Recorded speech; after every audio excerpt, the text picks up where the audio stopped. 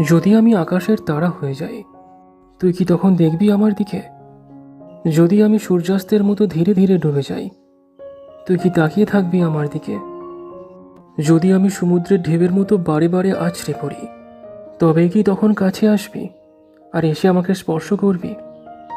তুই যে কতটা গুরুত্বপূর্ণ আমার কাছে, তোকে যে কতটা ভালোবাসি, সেটা ঠিকমতো আজও যে বলতে পারিনি, যাতে আমাদের এতদিনের বন্ধুত্বটা নষ্ট না হয়। আমি সবসময় 4 পা পিছিয়ে দাঁড়াবো, যাতে তুই আমার সামনে 2 পা এগিয়ে এসে দাঁড়াতে পারিস। বলবো না যে তোকে আমি সবার থেকে বেশি ভালোবাসি, তবে এটা নিশ্চয়ই বলবো যে তোকে তোর মতো করে যথাযথ বুঝি। কিসে তোর ভালো লাগে আর কিসে তোর ভালো লাগে না, কোনটা তোর পছন্দ আর কোনটা তোর পছন্দ নয়, এগুলো একটু হলেও আজকে আমি জানি। আর একটা ভালো বন্ধু কখনো তার প্রিয় বন্ধুকে কোনো কিছুতে ছোট করে না অথবা পিছিয়ে রাখে না।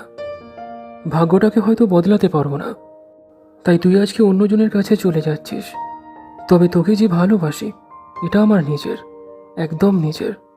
আর কেউ এটা আমার থেকে কেড়ে নিতে পারবে না। বন্ধুকে ভালোবেসে কাছে পাবার অনুভূতিটা সবার কপালে যে থাকে না। তবে আমি কাঁদবো না, তুই শুধু ভালো থাক, নিজের সংসার নিয়ে সুখে থাক।